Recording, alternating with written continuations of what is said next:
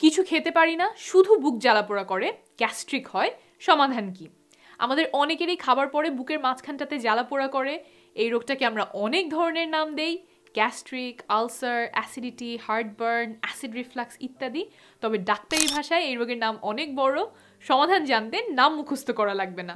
কেন এই সমস্যাটা হয় সেটা আগে অল্প করে বলবো, তারপর বলবো বাসায় বসেই এই সমস্যা কমানোর 7 উপায়, আর কখন অবশ্যই ডাক্তারের কাছে যেতে হবে। এগুলোর কোনোটাই আমার মন গড়া কথা না, সবগুলোই গবেষণার পাশি। মুখে টকটক লাগতে পারে, পেট ফাঁপা লাগতে পারে, বমি ভাব হতে পারে, বারবার ঢেকুর আসতে পারে, আবার কারো কারো বারবার কাশি বা হেঁচকি হয়, কণ্ঠ কর্কশ হয়ে যায়, শ্বাসে দুটা হয়। সেটা দিয়ে শুরু করি। আমরা যখন কিছু খাই আবার পাকস্থলীতে যায়, পাকস্থলী কিছু অ্যাসিড এবং আরও কিছু জিনিস তৈরি করে খাবার হজম করার জন্য। অ্যাসিড আর খাবার দুটোই পাকস্থলী থেকে নিচের দিকে নামতে থাকে। তবে যদি অ্যাসিড নিচের দিকে না নেমে গলার দিকে উপরে উঠে আসে, তখন আমরা বুকে জ্বালাপোড়া অনুভব করি।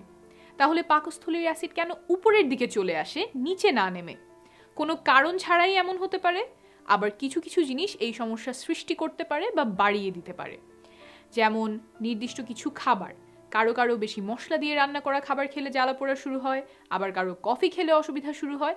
এক একজনের এক এক রকম হতে পারে। যারা ধূমপান করেন তাদের এই সমস্যা বেশি দেখা দেয়। যদি অনেক টেনশনে থাকেন সেখান থেকে হতে পারে।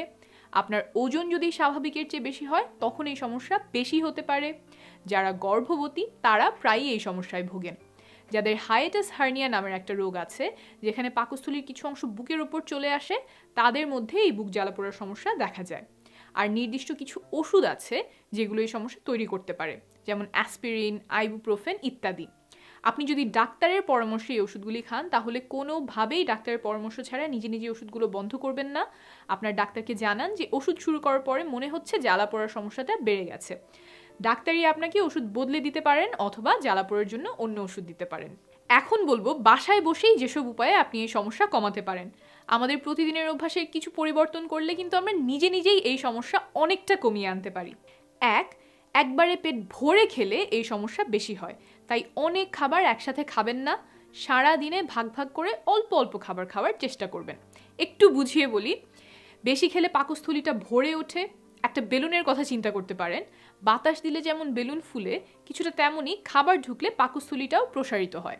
একবারে অনেক খাবার খেলে পাকস্থলী অনেক ফুলে ওঠে, আর তখন পাকস্থলীর ভেতরে অ্যাসিড উপরের দিকে উগড়ে আসতে পারে, আর শুরু হতে পারে বুকে জ্বালাপোড়া। 2, খাবারের সময়ে অনিয়ম করবেন না। সময় মতো খাবার না খেলে পাকস্থলীর আরেকটা রোগ হবার সম্ভাবনা বেড়ে যায়, নাম গ্যাস্ট্রাইটিস। এই রোগে পাকস্থলীর গায়ে ক্ষত দেখা দেয়, ইনফেকশনও হতে পারে। আর এই রোগ হলেও আপনার পেটে জ্বালাপোড়ার মতো ব্যথা হতে পারে। আপনার পক্ষে তো বোঝা সম্ভব না জ্বালাপোড়া কোন কারণে হচ্ছে, তাই পাকস্থলী সুস্থ রাখতে আপনাকে নিয়ম করে সময় মতো খাওয়ার অভ্যাস গড়ে তুলতে হবে। 3, অনেকের মাঝে একটা ধারণা আছে যাদের এই সমস্যা তাদের জন্য দুনিয়ার প্রায় সব খাবারই নিষেধ, শুধুমাত্র সিদ্ধ, জাউ, মশলা ছাড়া খাবার খেতে হবে। এই ধারণাটা কিন্তু ঠিক না। তাহলে সঠিকটা কি? এক একজনের জন্য এক এক ধরনের খাবার এই সমস্যা সৃষ্টি করে। যেসব খাবারে আপনার বুকে জ্বালাপোড়া করে আপনি শুধু সেই সব খাবার এড়িয়ে চলবেন।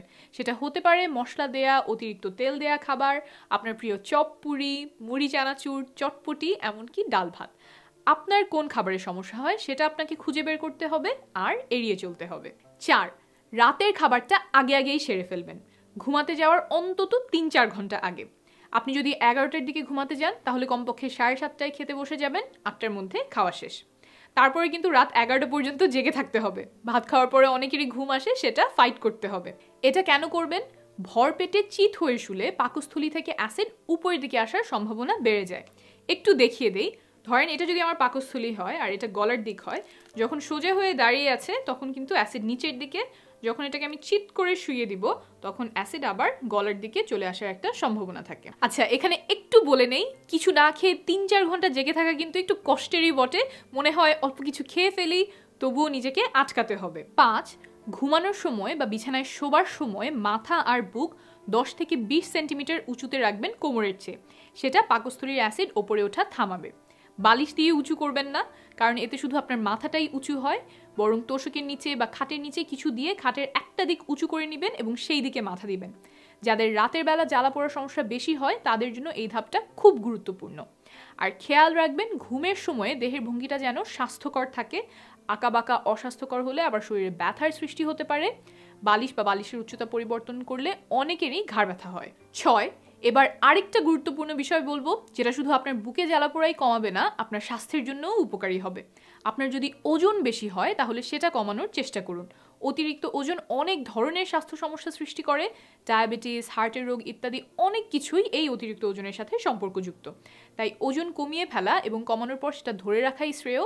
আপনার বুক জ্বালাপোড়ার সমস্যা সমাধানেও এটা অনেক সাহায্য করবে। 7, ধূমপান বন্ধ করতে হবে। গবেষণায় দেখা গেছে যারা ধূমপান কমিয়ে ফেলে বা বন্ধ করে দেয় তাদের এই সমস্যা অনেকাংশেই কমে যায়। আর ধূমপানও নানা ধরনের রোগের কারণ, তাই এই অভ্যাসটা পরিত্যাগ করাই শ্রেয়। এতক্ষণ বললাম জীবন আচরণে কিছু পরিবর্তন আনার কথা। তবে সবার রোগ এমন অবস্থায় থাকবে না যে শুধু জীবন আচরণের পরিবর্তনেই সেরে যাবে। ওষুধের সাহায্য দরকার হতে পারে, তবে ওষুধের পাশাপাশি এই ধাপগুলোও মেনে চলতে হবে। এখন বলে দিচ্ছি কোন কোন লক্ষণ দেখা দিলে চিকিৎসকের পরামর্শ নেবেন।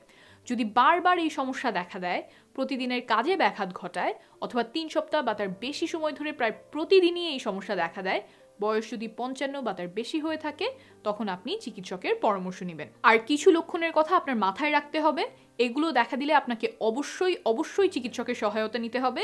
এগুলোকে বলে অ্যালার্ম সিমটম, অর্থাৎ এগুলো দেখা দিলে অন্য কোনো গুরুতর রোগ হচ্ছে কিনা সেটা যাচাই করার প্রয়োজন পড়ে।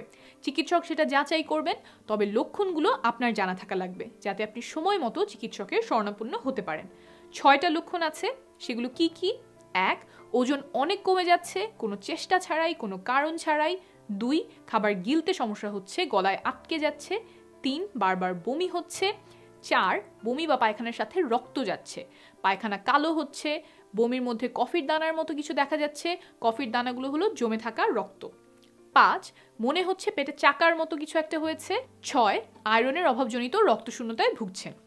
এসব লক্ষণ দেখা দেওয়া মানেই গুরুতর কিছু হয়েছে এমন না, তবে একটা সম্ভাবনা আছে, তাই অবশ্যই একজন চিকিৎসকের সহায়তা নেবেন।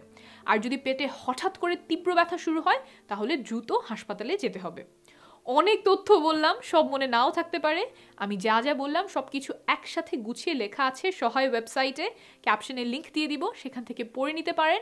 আর আপনার যতটুকু দরকার সেটা আপনি ফোনে সেভ করে রাখতে পারেন। শেষ করার আগে একটা গুরুত্বপূর্ণ কথা বলে নেই, এই বুকে জ্বালা পোড়াটাকে আমরা অনেকেই আলসার বলে থাকি, তবে আলসার অন্য একটা রোগ, সেটা নিয়ে আজকে আলোচনা করিনি। সহায়ের ওয়েবসাইট এবং ফেসবুক পেজে শীঘ্রই এই সংক্রান্ত তথ্য পাবেন।